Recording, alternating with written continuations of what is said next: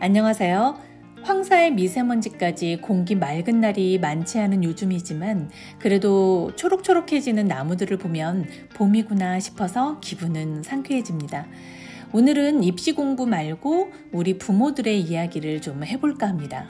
그럼 바로 시작하겠습니다. 주말에 남편이랑 산책을 하면서 그런 얘기를 했습니다. 부모가 된다는 건 참 쉬운 일이 아니라고요. 태어나는 순간 먹는 것부터 자는 것, 씻는 것, 심지어 노는 것까지 24시간을 누군가는 딱 붙어서 도와줘야 하잖아요. 아이가 태어난 그 순간을 기점으로 우리 부모의 인생이 둘로 나눠지죠. 아이가 있는 세상과 아이가 없었던 세상으로요. 아이가 있는 이 세상을 알게 되고 이 세상에서 살고 있는 것이 무척 행복하긴 합니다. 그런데 임신한 후배를 보면 이제 곧 전혀 경험하지 못한 새로운 세상을 경험할 거라는 이야기를 자꾸 하게 되네요.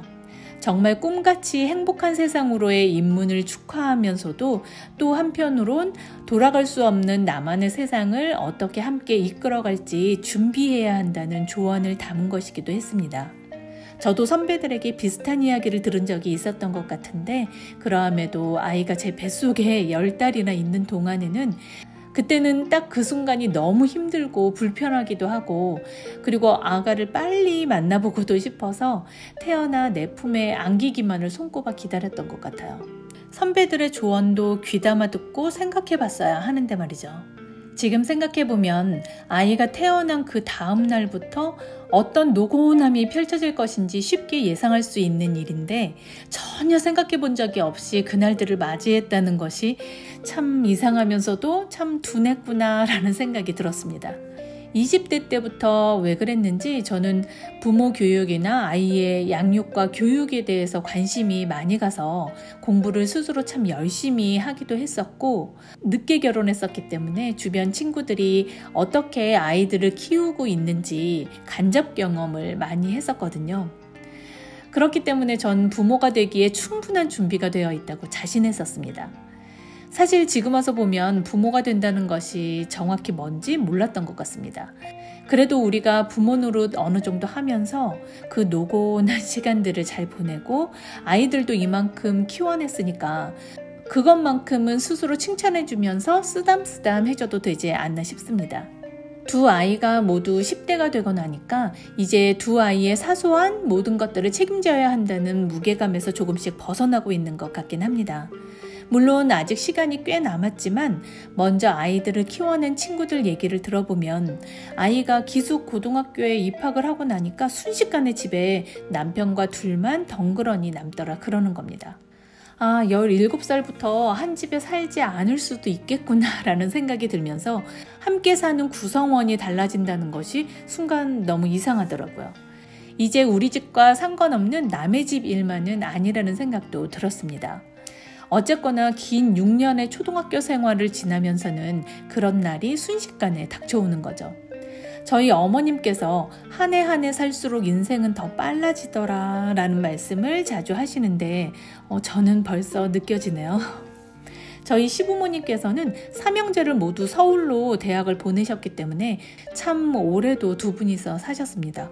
19년 동안 아이들과 함께 사시고 30년을 넘게 떨어져 사신 셈인데 모양새는 서로 다르더라도 많은 부모가 비슷한 경험을 할 겁니다. 무슨 이야기를 하고 싶은 거냐면요. 아이들이 태어난 그 이후의 시간들을 예측하고 꼼꼼히 계획하지는 못했지만 아이들과 떨어져 살게 되는 더 긴 시간들을 위해서 아이들과 함께 살고 있는 이 짧은 시간 동안 아이들도 우리 부모도 서로 독립을 위해서 찬찬히 준비해야 한다는 겁니다. 전 아이들을 어떻게 키우고 싶다, 어떻게 키워야겠다라는 계획은 참 철저히 세워뒀었습니다. 세상이 다 아는 대단한 사람으로 키우려고 했던 것은 아니고요. 아이들은 태어난 그대로가 소중하니까요. 단지 스스로 생각할 수 있고 스스로 판단할 수 있는 스스로 자기 생활을 해나갈 수 있어서 스스로 행복을 찾아갈 수 있는 독립적이고 성숙한 사람이 되도록 키우고 싶었습니다. 아이들이 점점 그런 사람으로 커가는 동안 점점 저와 남편은 아이들로부터 독립하고 싶었거든요. 아이들이 스스로 독립할 수 있도록 돕고 있지만 사실 저희 부부가 독립을 준비하고 있는 겁니다. 마치 아이들과 시소타기를 하는 것처럼요. 서로 같이 살아가면서 의견이 다를 수도 있고 판단의 기준이 다를 수도 있을 텐데요. 그렇더라도 서로 믿음과 신뢰가 충분히 쌓일 만큼의 시간을 공유하고 대화를 많이 나눴다면 부모와 아이의 선택이 서로 다르다 하더라도 아이의 말에 귀 기울일 것 같았거든요. 아이의 선택이 나름의 이유가 있을 거라는 믿음이 깔려 있다면 그 의견을 존중하게 될 것이고, 나와 생각이 좀 다르네 라는 생각은 들더라도 아이의 의견을 귀담아 듣게 될 테니까요. 그렇게 듣고 나면 웬만하면 아이의 설득에 기꺼이 넘어갈 테고요. 아이의 선택을 존중하고 싶다는 생각이 크게 자리 잡고 있을 테니까 이미 설득당할 마음의 준비가 되어 있는 거죠. 이렇게 아이가 세상의 잣대와는 다른 길을 가겠다고 하더라도 충분히 응원의 박수를 쳐줄 수 있는 용기를 갖고 싶었습니다. 아이가 하고 싶은 대로 모두 하도록 완전히 자유인으로 키우겠다는 의미로 들리진 않으시죠? 어릴 땐 부모가 아이보다 한 발자국 앞서 걸으면서 스스로 생각하는 방법과 이런저런 살아가는 데 필요한 조언들을 제시하고 방향을 잡는 데 도움을 줬다면, 점점 아이가 커갈수록 아이보다 한 발자국 뒤에 걸으면서 스스로 손 내밀 때만 살포시 잡아주거나 뒤돌아와서 안아달라고 할 때 폭 안아줄 수 있어야 한다는 의미입니다. 아이를 성숙한 독립체로 키우지 못한다면 아마도 내 남은 인생 모두를 아이에게 바쳐야 할 겁니다. 그러고 싶진 않거든요. 아이만큼이나 이 세상에서 내 인생만큼 소중한 건 또 없으니까요. 앞에서 말씀드린 것처럼 영원히 함께 할 것 같지만 사실 함께 지내는 시간보다 각자의 생활을 하면서 떨어져 사는 시간이 훨씬 길잖아요. 그런데 서로가 독립적일 수 없다면, 그리고 서로에 대한 믿음과 신뢰가 두텁지 않다면 떨어져 있어서 시시콜콜 어찌 해줄 수도 없는데 늘 아이 걱정에 마음이 편하지 않을 겁니다. 똑같이 아이들도 멀리 떨어져 있는 부모 걱정에 마음이 항상 무거울 거고요. 전 부모나 형제 그리고 친구 관계에서도 서로에게 가장 최선을 다하는 것은 각자 자기 자리에서 잘 지내는 것이라고 생각하고 있습니다. 아마도 그런 생각으로 아이들에 대한 육아관이 정립된 것 같고요. 두 아이가 모두 10대인 요즘 전 마음이 조금씩 가벼워지고 있는데요. 제 계획대로 아이들이 커주고 있기 때문인 것 같아요. 아직 커가고 있는 중이라 진행 중이긴 하지만 그래도 이제는 성숙한 독립체가 되기 위해서 아이들이 스스로 달려가고 있는 것이 느껴져서 다행이라는 생각이 들거든요. 이 채널을 꼼꼼히 보신 분들이라면 제가 투병 생활을 좀 했다는 것을 알고 계실 텐데요. 가볍지 않은 수술과 치료를 받았고 아직도 치료 중이긴 합니다. 엄마가 되고 나서 몸이 좀 아프면 내 옆에서 자고 있는 아이들 얼굴만 봐도 눈물이 나곤 하잖아요. 해줄 것도 많고 또 앞으로도 많을 텐데 하면서 걱정이고, 괜시리 아이들이 아직 어린데 엄마의 자리를 비워두게 되는 건 아닐까 걱정도 하게 되고 말이죠. 저도 그런 생각을 하면서 숱한 밤을 보냈답니다. 그러면서 또 한편으로는 영원할 것 같은 내 인생의 하루하루가 오늘이 마지막일 수도 있겠다는 생각이 드니까 온전히 나만을 돌보는 삶으로 돌아가고 싶다는 생각이 강하게 들더라고요. 처음엔 이기적인 거 아닌가 하는 생각도 들었지만 엄마로서 아이들을 정성껏 돌봤듯이 내가 나를 정성껏 돌봐주지 않으면 누가 그렇게 할까라는 생각으로 정리가 되더라고요. 그래서 요즘은 아이들을 키우는 육아관의 포인트를 서로의 독립으로 잡았던 것이 참 다행이었다는 생각을 하고, 잘 따라와준 아이들에게도 무척 고맙다는 생각을 자주 하곤 합니다. 최근에 첫 아이가 태어나기 전에 써놓은 노트를 열어보게 되었는데요. 그런데 15년 전인 그때 적어두었던 육아 포인트가 지금 거의 지켜지고 있어서 좀 소름이 끼쳤습니다. 그래서 생각은 글로 말로 옮겨두어야 되는 모양입니다. 적어두었던 그 생각들이 저도 모르게 머릿속 깊숙이 박혀 있었던 것 같거든요. 4가지 포인트였는데요. 아이와 부모가 서로 독립할 수 있는 4가지 성공 포인트라고 제목을 붙여볼게요. 첫 번째는 자기주도성을 갖도록 하는 거였습니다. 자기주도라고 하면 학습적인 것만 생각이 드실 수도 있는데요. 전 생활 전반에서 자기주도성을 갖도록 하려는 것이었습니다. 요즘은 공부만 잘하면 집안일 아무것도 시키지 않고 모든 시간을 자신의 공부에만 쏟도록 하는 집이 많은데, 전 사람이 살아가면서 자기의 몸과 공간을 청결하게 유지하고 생존에 관련된 일련의 일들, 예를 들어 밥을 한다든지 자신이 먹은 그릇 정도는 설거지할 수 있어야 한다든지 자신의 속옷과 실내화 정도는 손빨래할 수 있어야 한다든지 등의 것들은 스스로 할 수 있어야 한다고 생각하거든요. 그래서 아이들 어릴 때부터 엄마 아빠만의 집이 아니고 우리 가족 모두의 집이니까 집을 깨끗이 하는 것도 모든 구성원이 함께 해야 하는 것이라고 말해주었습니다. 엄마를 도와주는 것이 아니라 각자 자기 역할을 하는 거라고요. 얼마 전 학부모 총회에서 첫째 담임 선생님께서 하신 말씀이 떠오르는데요. 체육 선생님이시거든요. 운동장에서 아이들과 활동을 하는데 키가 180 정도나 되는 덩치 큰 남학생이 성큼성큼 다가오더니 선생님 운동화 꼭 묶어주세요 하더랍니다. 그래서 선생님께서는 이거 뭐야? 이런 표현은 선생님이 어떻게 받아들여야 하는 거니? 심쿵한다 야 그러셨다는데 짐작이 가시죠? 네, 남학생은 진짜 운동화끈을 못 묶어서 왔던 겁니다. 선생님께서는 너무 민망하고 부끄러우셨다는데 그러면서 덩치는 엄청 큰데 자기 운동화끈 하나 못 묶는 아이라니 라는 생각이 들어서 매년 학부모 총회 때 부모님들께 아이들이 스스로 할 수 있는 일이 많아질 수 있도록 지도해 주시라고 말하신답니다. 공부도 마찬가지인데요.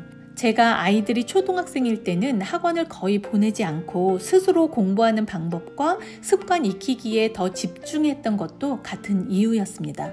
학원에서 손쉽게 수동적인 공부 방법을 익히는 것만 경험한 아이와 나에게 맞는 능동적인 공부 습관을 익힌 후에 필요에 의해서 그리고 스스로 원해서 학원을 다니게 된 아이의 학습 결과는 많은 차이가 있을 거라는 생각이었거든요.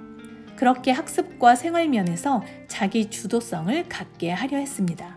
두 번째는 자기 절제력을 키우는 건데요. 절제력의 사전적 의미는 정도를 넘지 않도록 알맞게 조절하거나 제어할 수 있는 힘을 말합니다. 그 의미대로 학습이나 생활 그리고 마음까지 스스로 조절할 수 있는 힘을 키워주는 겁니다. 다듬어지지 않은 원석의 상태로 태어난 아이들은 그 원석의 모양과 색깔 덕분에 무척 사랑스럽지만 또 그 날것 그대로인 점 때문에 부모를 힘들게 하기도 하고 사회성이 키워지지 않기도 하죠.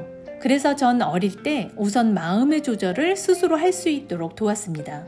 본능적으로 화가 나거나 거칠어질 때 자신의 감정을 가만히 있는 타인에게 쏟아내는 건 안 되는 거라고 귀에 딱지가 생기도록 이야기해 줬습니다.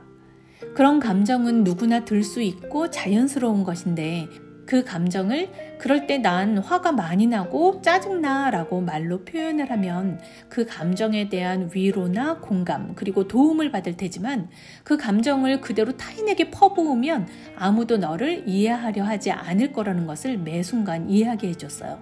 마음이 내 마음대로 조절이 되고 나면 핸드폰을 본다거나 애니메이션을 본다거나 심지어 게임을 하거나 친구들과 뛰어놀 때도 스스로 절제를 쉽게 할 수 있게 되더라고요. 세 번째 포인트는 생각하는 힘을 키우는 겁니다. 저는 저희 집 아이들은 결핍으로 키웠다는 말을 많이 하는데요. 아이들이 태어났을 때 집에 장난감이 하나도 없었거든요. 책만 있었습니다. 종이책과 헝겊책들만 있었는데요. 아이는 다른 장난감을 본 적이 없으니까 책을 장난감처럼 가지고 놀더라고요. 쌓고 무너뜨리고 물고 빨고 그러더니 어느 순간 구석에 앉아서 주위에 있는 책들을 보기 시작했습니다. 물론 그림을요. 그 다음은 하루 종일 책 읽어달라고 졸라대서 엄청 목도 아픈 힘든 생활을 한참 했지만 덕분에 책이 최고의 친구가 되고 책 읽는 시간이 최고의 휴식 시간이 된 아이가 되었습니다. 그렇게 책 세상에 아이를 풀어놓고 다음은 이런저런 생각거리들에 대해서 함께 토론을 시작했습니다. 세상에 흘러다니는 일들에 대해서 한번 자기 생각을 정리해 본다는 것은 무척 중요하다고 생각하는데요. 자기 주관을 세워가는 과정이라고 생각합니다. 아이의 키가 크는 만큼 생각 주머니를 키워주는 거죠. 네 번째는 대화의 끈을 이어가는 겁니다. 서로 믿을 수 있는 끈끈한 사이가 되는 데는 끊임없는 대화가 가장 효과적이라고 생각하고 있습니다. 처음엔 사춘기를 어렵지 않게 보내기 위해서 대화의 끈을 놓치지 말아야겠다라고 생각했던 것 같아요. 그래서 아이들이 7살 정도 되었을 때 엄마랑 비밀 친구 해줄래? 하면서 속마음을 쉽게 주고받을 수 있도록 했었고요. 분명 아이에게 무슨 일이 있는데 그냥 물어보면 절대 입을 열지 않을 때 있잖아요. 그럴 때일지라도 잠들기 전에 비밀 친구에게 털어놓자. 그런 마음이 편하고 가벼워질 거야 라고 말하면 조금 주저하다가 금방 술술 이야기를 하거든요. 정말 비밀은 철석같이 지켜줬는데요. 아이는 입 밖으로 이야기를 하는 순간 대부분 모든 근심 걱정이 사라져버리는 것 같았습니다. 그런데 이렇게 아이와 대화를 꾸준히 이어가는 건 사춘기를 지나서도 중요할 거라고 생각합니다. 저희 집만 봐도 그런데요. 사춘기 정점의 나이인 첫째는 학교가 끝나자마자 저에게 전화를 해서 그날 있었던 일들을 빠짐없이 이야기하고 집에 와서도 끊임없이 이야기를 합니다. 속상했던 일은 위로받고 싶어 하기도 하고요. 이렇게 서로를 인정하고 신뢰하고 믿는 관계를 계속 이어간다면 떨어져 사는 기나긴 시간 동안에도 서로 안정적인 독립을 할 수 있을 겁니다. 오늘은 수다가 좀 너무 길었을까요? 제 채널의 소중한 구독자분들을 보면 비슷한 시대를 살았고 현재도 비슷한 나이대의 아이들을 키우고 계신 분들이 대부분이어서 어떤 동료애 같은 것이 느껴지는 것 같습니다. 그래서 아이들도 독립적으로 크는 것이 바람직하듯이 우리 부모도 아이들로부터 독립하기 위해서 준비하고 노력해야 한다는 생각을 나누고 싶었습니다. 아이들로부터 마음 편히 자유로워져서 멋진 나만의 삶을 살아가는 그날을 기다려보면서 오늘 이야기는 여기까지 하겠습니다. 그럼 들어주셔서 감사합니다.